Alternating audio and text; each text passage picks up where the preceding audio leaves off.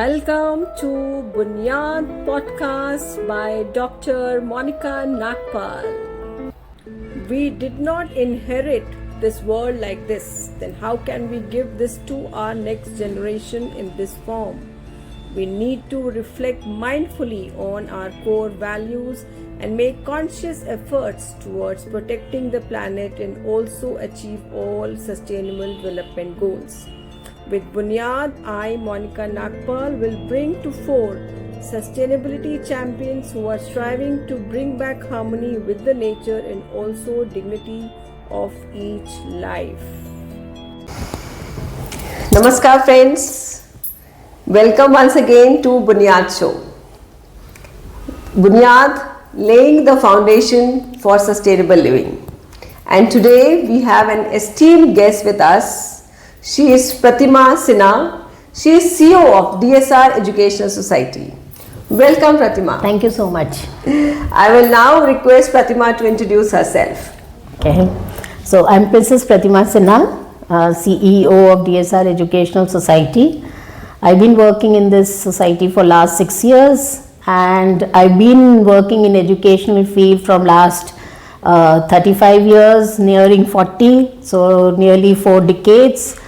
And every day has been a learning experience for me, and I feel because of my passion, because of my focus, I've been able to achieve a lot and I've come up to this level.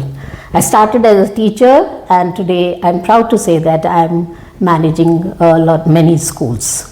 This is so wonderful. This is so wonderful, Pratima. And the viewers can guess actually that what are we talking about today? The SDG goal number 4, which is all about education, because she is from education field. So our focus today will be on education itself. So I would now ask Pratima to give us a small brief on how her sustainable journey started in education. Like education, she is a teacher. We have many teachers here who are doing their beautiful jobs. But how she went into sustainability? So, teaching itself is a sustainable job, I would say. Because you're dealing with the young minds, because you're dealing with the future citizens of the country and the future generations. So, as a teacher, it is my responsibility to sustain whatever I'm doing and also whatever I'm giving to the others. Yesterday itself, we had a blessing ceremony in our school, which I felt was so beautiful. This is, when we are giving the blessings, adults giving blessings to the youngsters, it's for lifetime. Yes. It's not just for one day that we have the ceremony and we forget about it, because the child, when he moves out of the school premises, he will always remember the guidance, the values that have been taught to him. So this is where actually sustainability should start. Actually. It is education is what will make the other things also sustain themselves. Absolutely. Now my personal journey actually also, we are aware of lot of things that are happening. We know that, we need to sustain. But my mindset change, I'll give you a small, anecdote, incident in my life, which really made me think that I need to do something about it. Yeah. I remember it was long time back. We had an IB conference in Bangalore, in one of the IB schools. And we were asked to bring few pictures drawn by the students about what they think of their future. Okay, yeah. And we were supposed to bring a lot of schools, IB schools had come, and we were supposed to paste these pictures on the wall as well, the picture wall. Yeah. And you won't believe, after all of us went around, we had tears in our eyes. Oh my God. All of us, we were all heads of schools. Right. You know why? The pictures that were drawn by the students were like just a path leading to nowhere. Dryness all around. Or there were some students who had drawn pictures where they had made houses under the sea. There were students who had made houses in the Mars. So what we felt is that we are talking about, this is what is going to happen, this is what is going to happen, there will be no, if you cut a tree, this is going to happen, Correct. environment and all this. But we are not giving a solution to the child. Actually. And that's why the child's mindset is thinking about his future as very, very bleak. Very vague and very bleak future. Yeah. Yes. So this actually changed my mindset.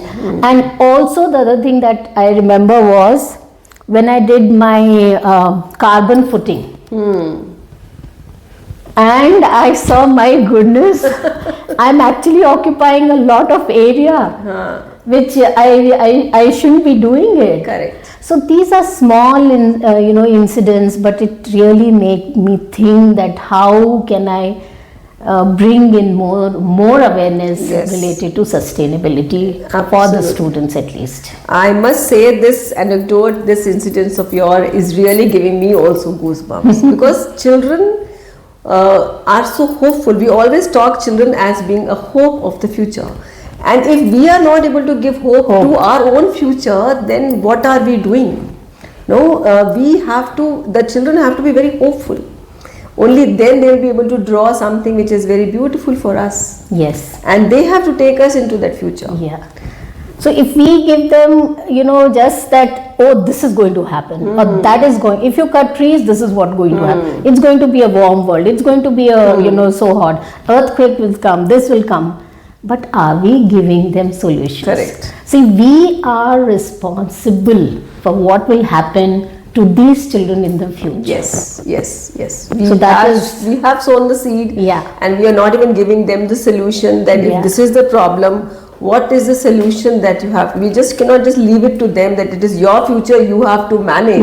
We cannot do that. Yeah. We need to at least start with the solution. Probably they will take it forward, but at least we have to start with those solutions so that they also have that enthusiasm to take it forward then. Absolutely. Yeah, absolutely. This is so amazing, I must tell. That really, and as an educator, it is the foremost duty because we are dealing with children which are at that foundation level. Yes. So as educators, it is our sole responsibility to give that hope to them. Yes. I will just like to give a few data around this. So this is the data from UN website, and it says that despite so progress, the world is falling far behind in achieving quality education, and without additional measures by 2030, 84 million children and youth will be out of the school. Right, and 300 million students will lack basic numeracy or literacy skills. Only 1 in 6 countries will achieve universal secondary school completion target. And it also says that the pandemic caused learning losses in 4 in 5 of 104 countries studied.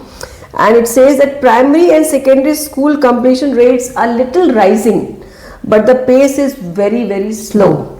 And also the low and the lower middle income countries face nearly $100 billion annual financing gap to reach their educational targets. So because without finances, it is very difficult to actually reach out to the very core level of the education. So these are very darkening kind of the data which we have to, if we understand this, we will know that who are we teaching then. Just a handful of people are we teaching, and we are not understanding that only those handful will not be able to take care of the whole world, so to say.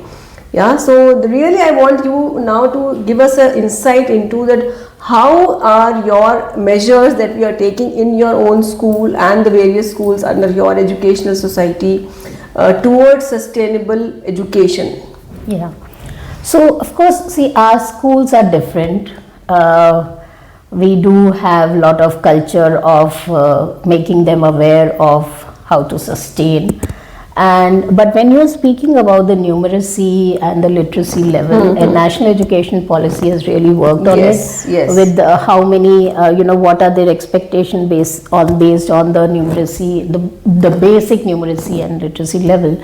So we are actually tied up with a few government schools around our area, where we send our students and teachers on weekends and whenever possible, based on their availability also. And children love to go there and teach them the basics, not only of numeracy and literacy, but now computer skills also. Because that's become very important. Because now computer is not computer, now AI has come. So this is the basics. So this is what we are doing from our side. But when it comes to our students, of course, when I'm talking about awareness of sustainability in terms of the environment and education and the party and all that. See, everything is interconnected and interrelated.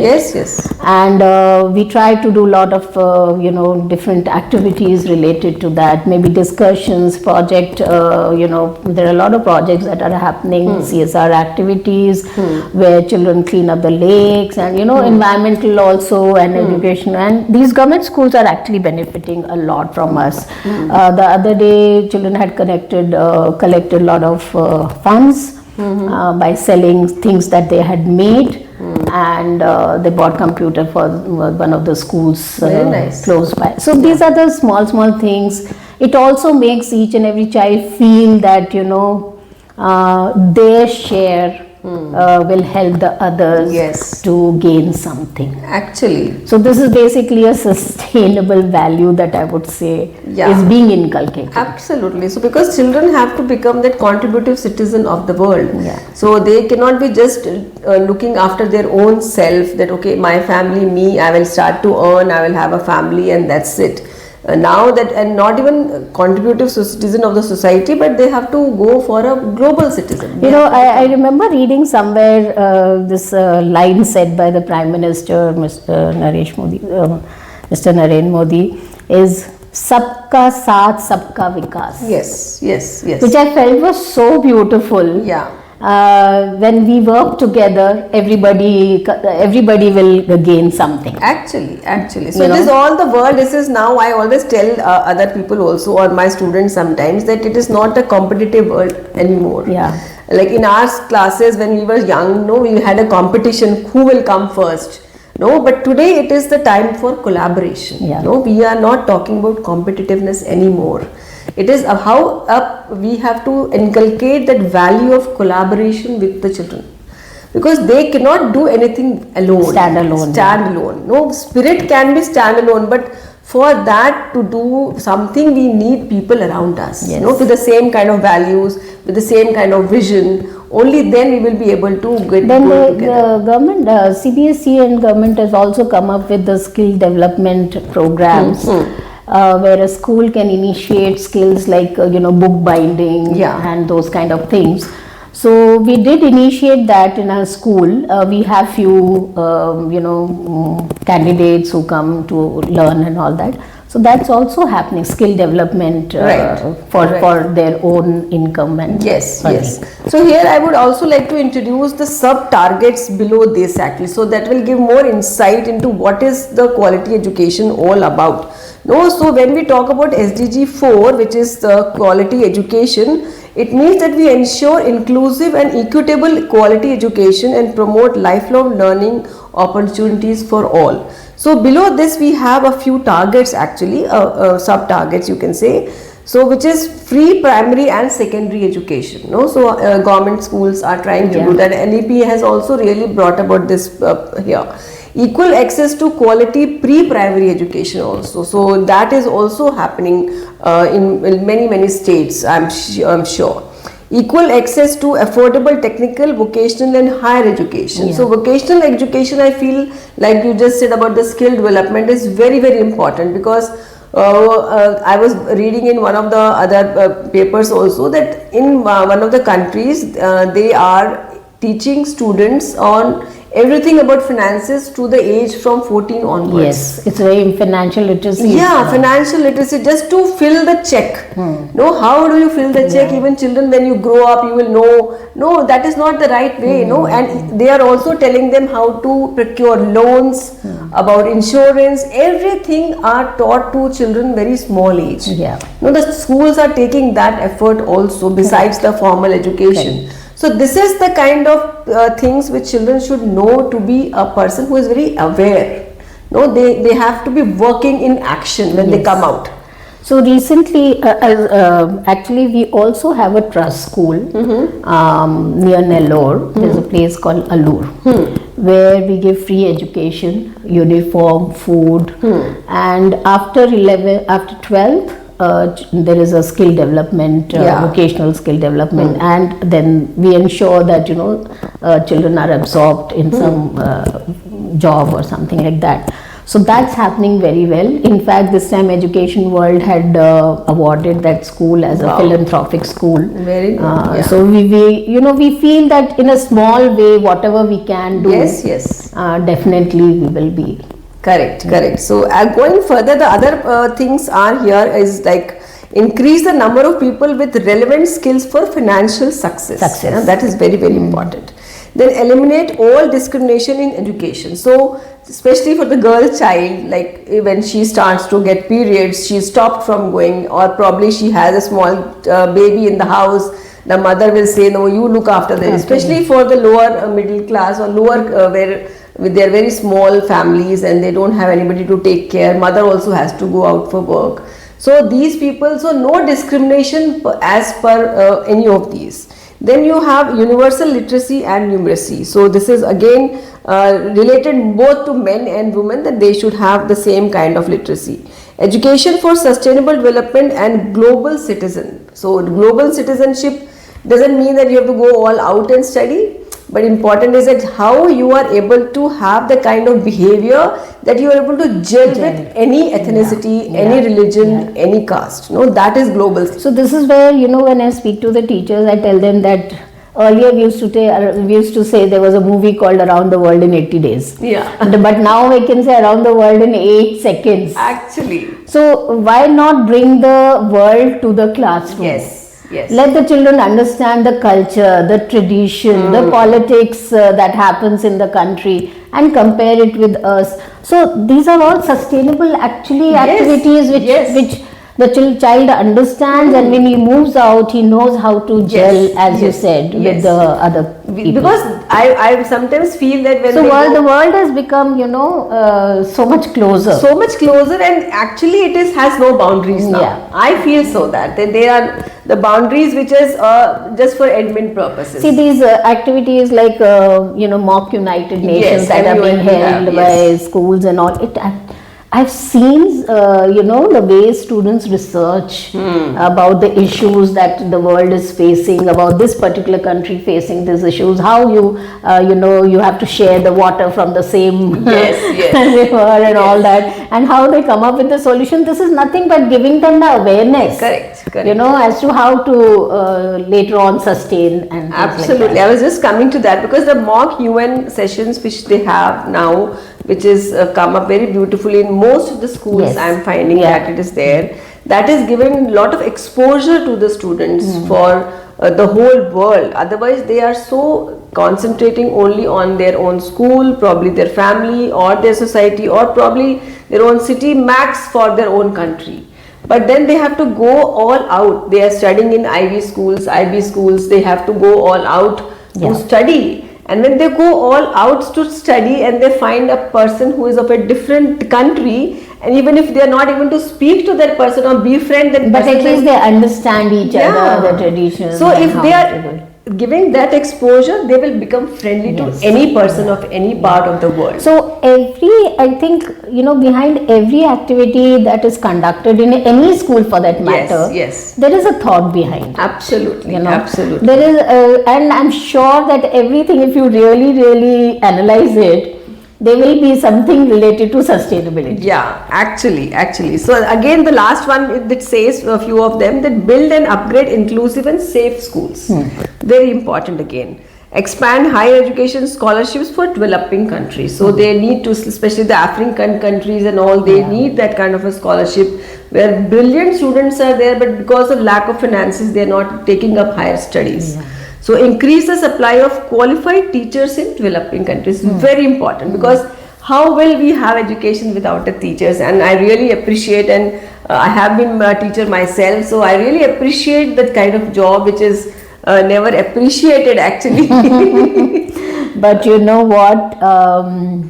This is the sad part of it, is that very few takers are there for teaching job. Yes, yes. And this is what we were thinking the other day. So many new schools are coming up, but students are there, no doubt.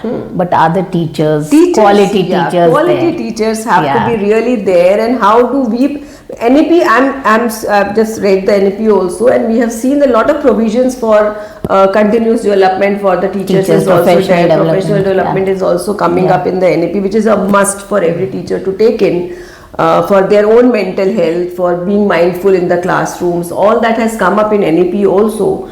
But really we have to encourage art. So it is not only a girl's job. Again, when we come to that point also, usually it is that, okay, the girls, okay, you don't do anything, then you become a teacher. At least you have the summer vacation and the winter vacation. Yes. That used to be criteria. But now I feel a lot of professionalism is also coming into the this particular job profile. And I've seen movement from other states also to take up the teaching job, which I feel is positive. Because earlier we used to stick to wherever we have been working, and we didn't want to move out because it all depends upon my family and things like that. But now young girls are moving out, even men for that matter are relocating their families and all to get good jobs in teaching. So that's a positive note, but I would say that's very, very minimal related to what is really required. Yes, demand and supply is not matching actually there. So that is probably we can really bring about more awareness. See, where there were 5 schools, now there are 100 schools. Yeah, actually. But the teachers number is not increasing accordingly. So that is why the students suffer and the academics suffer, because they are not qualified. And joyous teacher who have the passion to actually go for the child, that is required. Passion for teaching, passion for learning, passion for researching, passion for doing something new, something different. Actually, this is what is really required to sustain. I would use that word again. To have a sustained kind of an education. Right. Absolutely. So really, when we are teaching in our schools also, when we talk about the jobs which are getting because you study to be an engineer or a doctor or an artist, we can also give them an insight, especially when we do career counseling and all, that teaching is a very nice job. It has social background also, but also when we start to pay them in that level, the remuneration if is also of that level. The remuneration has definitely improved. Okay, I remember I used to get some rupees 500, but that 500 used to last me, a lot. Yes. I've also had my first job as rupees 1200 because I was the principal. My first job itself was a principal job, so I got 1200 rupees for my first pay. That's but those you were can't the days. Think. We cannot even think about that. So next, now I would like you to give us a small practical tips, like how do you think practically the any school would be able to have kind of a sustainable education? What is the thought behind that, and how they can practically have? So there are a lot of practical ways and means and small things that the schools are doing for sustainable education and growth. I remember for the environment, first thing I did was remove the plastic bottles. Yes. Because I felt that we are talking about no plastic, and here as soon as the guests come, we put the plastic bottle in front of the guests. So we removed that.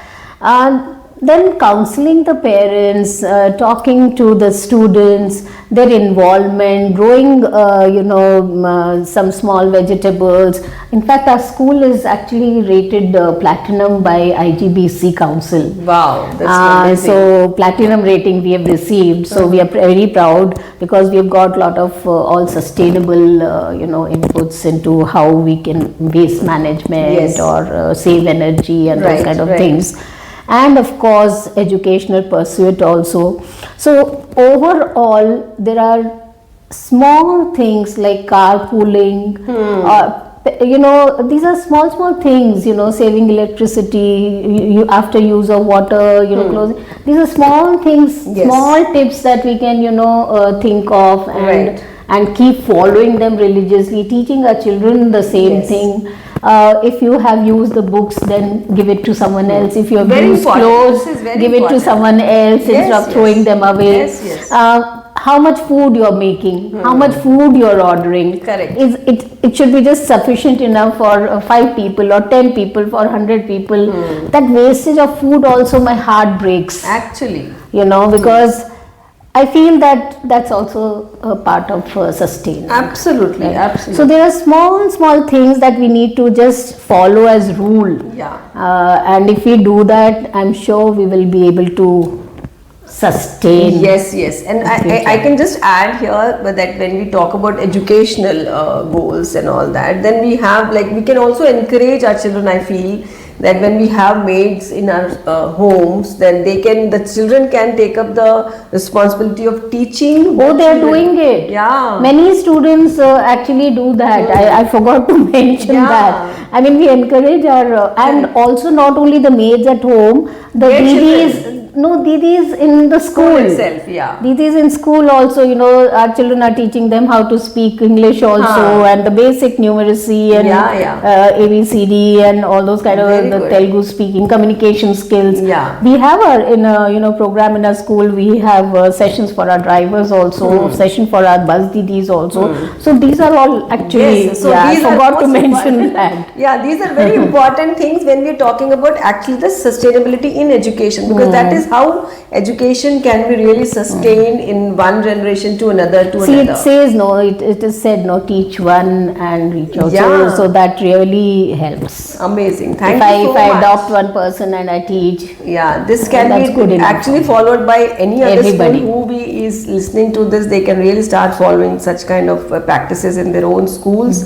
Last word from, and she's very busy and she's taken out time. Thank you so much. Last words, like a message.